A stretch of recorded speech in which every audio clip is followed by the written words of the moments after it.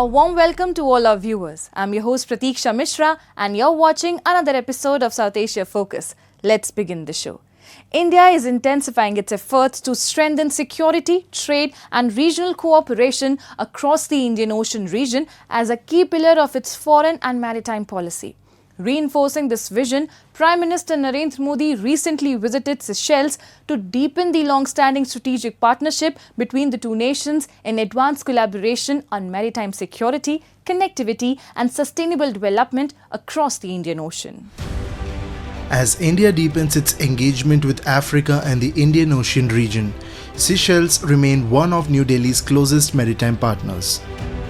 Bound by centuries-old cultural ties, a vibrant Indian diaspora and shared strategic interests, the island nation holds a pivotal place in India's vision for a secure and prosperous Indo-Pacific. Marking 50 years of diplomatic relations, Prime Minister Narendra Modi paid a landmark state visit to Seychelles, where he held comprehensive talks with President Patrick Hermine on development, cooperation, maritime security, healthcare, digital connectivity, climate resilience, and the blue economy. India also announced a special assistance package worth $175 million, including a $125 million line of credit and $50 million in grant assistance, reaffirming its long-term commitment to Seychelles' development. In recognition of his contribution to bilateral ties, Prime Minister Modi was conferred Seychelles' highest honor for international dignitaries, the Guardian of the Blue Horizon. A centerpiece of our talks was the implementation of the joint vision for sustainability, economic growth and security through enhanced linkages, Seychelles, adopted earlier this year. This framework provides strategic direction for cooperation across all sectors. As maritime neighbors, security in the Indian Ocean region remains central to our relationship. We reaffirmed Seychelles' special place in India's Mahasagar vision.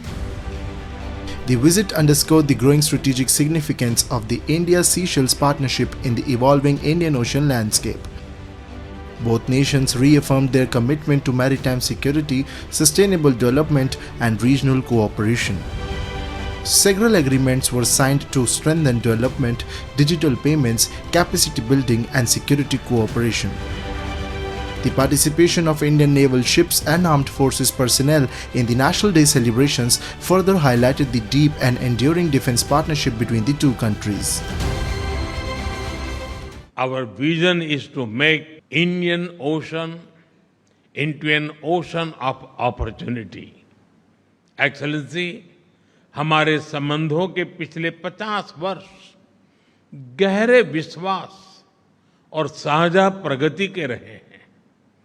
आने वाले 50 वर्ष innovation, sustainability और shared prosperity के होंगे. As a global leader in sustainable marine resource management, Seychelles sees vast potential to expand cooperation with India in fisheries, marine research, technology, capacity building, and seafood value addition. I think what's important is as we develop the blue economy, as we develop our fisheries further, I think India has also a lot of expertise in this area and can help us in terms of capacity building, research. India has a very good command in research and development. So India can help Seychelles a lot with the development of the blue economy. Even as Seychelles engages with multiple global partners including China, India has consistently emerged as a trusted neighbor and long-term development partner. Rooted in mutual trust, the partnership spans maritime security, capacity building, humanitarian assistance, and sustainable development, reflecting New Delhi's enduring commitment to the island nation's growth and stability. The point is, yes, China is making inroads there, but China is making inroads in terms of infrastructure and projects, let's say, whereas India and Seychelles, our relationship, in addition to the traditional trade, is much more now about maritime security and security overall of Seychelles and also disaster preparedness. So Seychelles is working closely with India on these fronts. And yes, it is working with China also, which is okay, but Seychelles is not in the lap of China. As competition in the Indian Ocean intensifies, India's partnership with Seychelles stands as a testament to its commitment to secure sea lanes, strengthen regional cooperation, and build a resilient, inclusive, and prosperous maritime future. After nearly 2 years, India has resumed tourist visa services for Bangladeshi citizens, bringing relief to thousands eager to travel for tourism, family visits and healthcare. The reopening of visa facilities has led to long queues outside Indian visa application centres, reflecting the strong people-to-people ties between the two neighbours. The move is being seen as an important confidence-building step in India-Bangladesh relations, while reaffirming India's commitment to maintaining humanitarian and diplomatic engagement despite past security challenges. India and Bangladesh share close historical and people-to-people ties, with millions of Bangladeshis travelling to India every year for medical treatment, education, business and tourism. After nearly 2 years, India has resumed tourist visa services for Bangladeshi nationals, drawing large crowds to the India Visa Application Centre in Dhaka. The announcement was made by India's High Commissioner to Bangladesh, Dinesh Trivedi, during his visit to the visa centre. Tourist visas had been suspended after the security unrest in August 2024 when Indian diplomatic establishments, including visa centres, came under attack, though medical and emergency visas continued uninterrupted. I have come here to get medical visa. I am submitted my papers and services and everything is very good. Before 2 years, have some problems, but now very good. And according to medical purpose or tourist, both are essential for Bangladeshis, especially medical service. After a long time, tourist visa opens.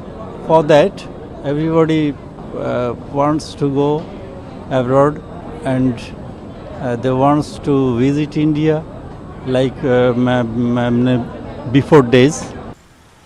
For thousands of Bangladeshis, India remains the preferred destination for affordable and advanced healthcare. Cities such as Chennai, Kolkata, Vellore and Bengaluru receive a large number of Bangladeshi patients every year.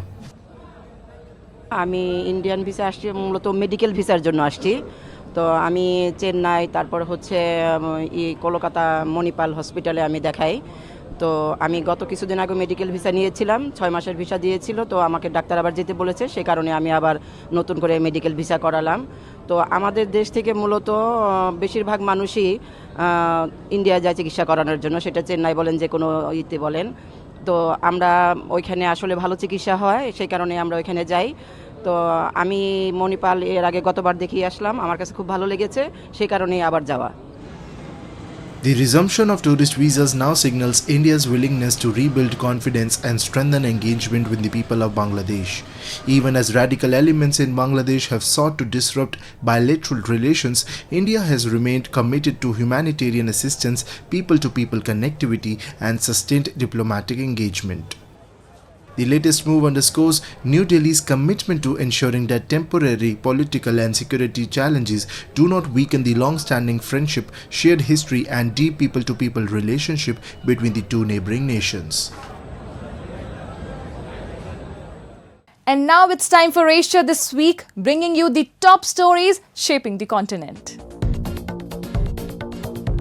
South Korea's parliament approved the appointment of Han Seong-soo as Prime Minister, elevating the former chief executive of South Korean internet giant Naver to the post.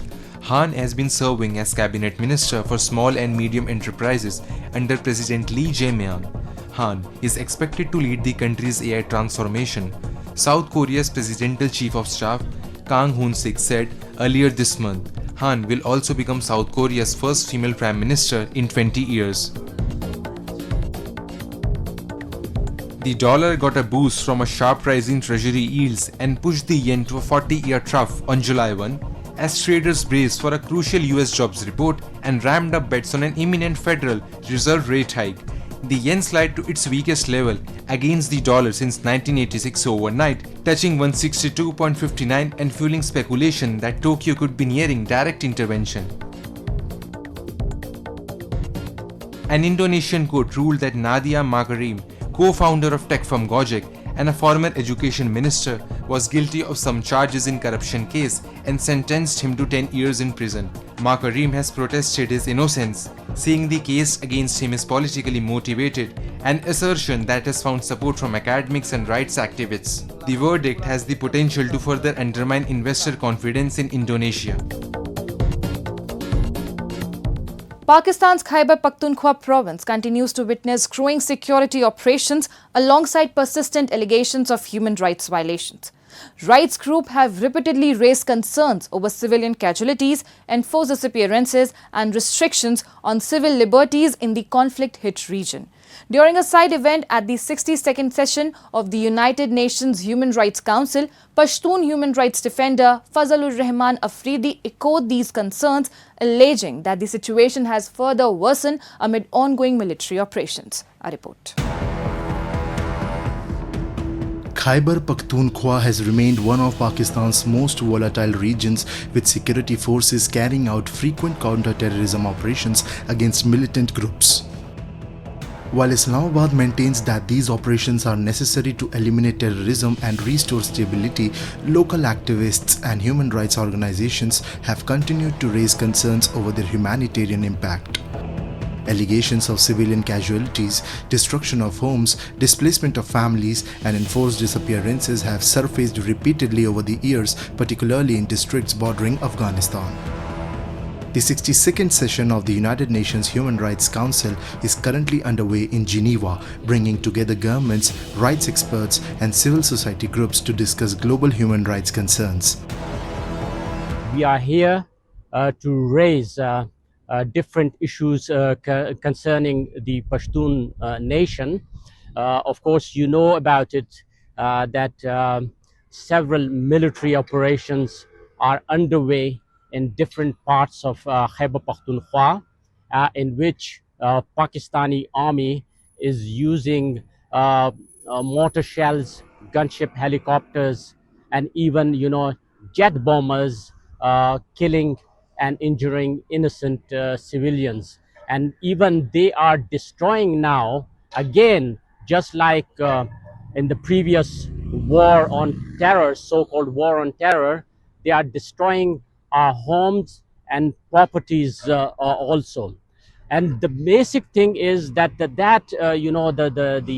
proxies of Pakistan, the TTP, and the Pakistan army, they are fighting, a fake war with each other, in which most of the time innocent civilians, particularly women and children, are killed even in their homes. But on the side of the Pakistani military and the TTP, there seems to be no casualties. And even now, they are using drones against the Pashtun people. And we have seen an alarming increase in enforced disappearances in Khyber Pakhtunkhwa. Alongside the security situation, concerns have also been raised over the shrinking space for civil liberties in Pakistan. Human rights organizations have highlighted allegations of restrictions on freedom of expression, intimidation of journalists, and legal action against activists critical of state policies. The present situation regarding the freedom of expression and the right to dissent is the worst in the history of Pakistan. Pakistani state, which is a hybrid, regime now under the control of the Pakistani military, is the worst kind of, regime, against especially against the journalists, human rights defenders, and political activists like Mahrang Baloch, Iman Mazari, and now the Kashmiri people, they are also, they have started, a brutal crackdown on the Kashmiri human rights activists, human rights defenders who are expressing their political views, or rather independence, against the state of Pakistan. Pakistan's repeated attempts to portray itself as a victim of terrorism continue to be overshadowed by persistent allegations of human rights violations, enforced disappearances, and suppression of dissent, keeping its human rights record under sustained international scrutiny. The continuing allegations of rights abuses have added to Pakistan's mounting international challenges, reinforcing concerns over its governance, internal security policies, and protection of fundamental freedoms. Nepal celebrated National Paddy Day with its vibrant blend of mud, music, and traditional rice planting as hundreds of farmers gathered in Sindhuli to welcome the monsoon cultivation season. While the annual festival showcased the country's rich farming heritage, concerns over a weaker monsoon cast a shadow on the celebrations. With El Nino expected to bring below normal rainfall and higher temperatures, authorities have stepped up irrigation support to help farmers protect crops and livelihoods from the growing threat of drought. Take a look. The lush paddy fields of Nepal's Sindhuli transformed into a scene of colour, culture and celebration as farmers marked Nepal's National Paddy Day with traditional enthusiasm. Tug-of-war contests, oxen and buffalo-driven plugging, rhythmic folk songs and joyful mud splashing brought communities together to celebrate the beginning of the rice planting season. This year's National Paddy Day was hosted by Marine Rural Municipality, drawing hundreds of farmers, local residents and visitors who embrace the age-old roping tradition despite growing concerns over an expected drier than normal monsoon linked to the El Nino weather pattern. असार 15 को अवसरलाई चाहिँ विशेष ध्यानमा राख्दै सप्ताहव्यापी रोपाई महोत्सवको रूपमा Marin गाउँपालिकाको आयोजना रहेको छ। त्यस क्रममा चाहिँ हामीले आज विभिन्न खाले स्थानीय जुन पूर्वकालदेखि परम्परागत रूपमा हामीले गर्दै आएको जुन खेती गोरु जोताई त्यसैगरी असारे गीत लगायतको हाम्रो चाहिँ विभिन्न खाले जातजाति भेषभूषा संस्कृति झल्किने गरी जुन एउटा रोपाई महोत्सवको आयोजना गरेका छौं। आज एकदमै हर्ष उल्लासका साथ सफल भएको छ। Beyond the celebrations, farmers remain busy transplanting paddy, carefully levelling waterlogged fields to ensure proper irrigation. In between, they celebrated the tradition by playfully smearing mud and splashing water on one another, symbolizing prosperity and a good harvest.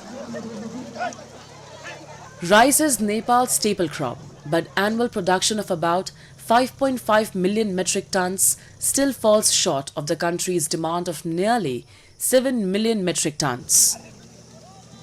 This year's festivities come amid concerns over a weaker monsoon with below average rainfall and above normal temperatures forecast, raising fears of lower crop yields and water shortages.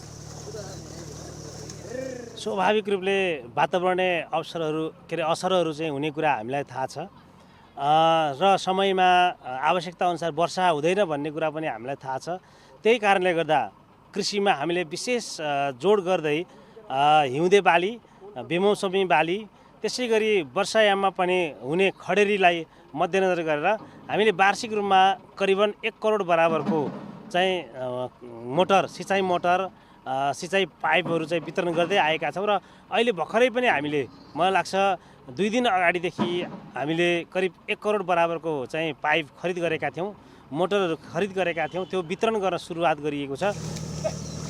Observed since 2005, Ashar 15 marks the start of Nepal's paddy planting season with the arrival of the monsoon.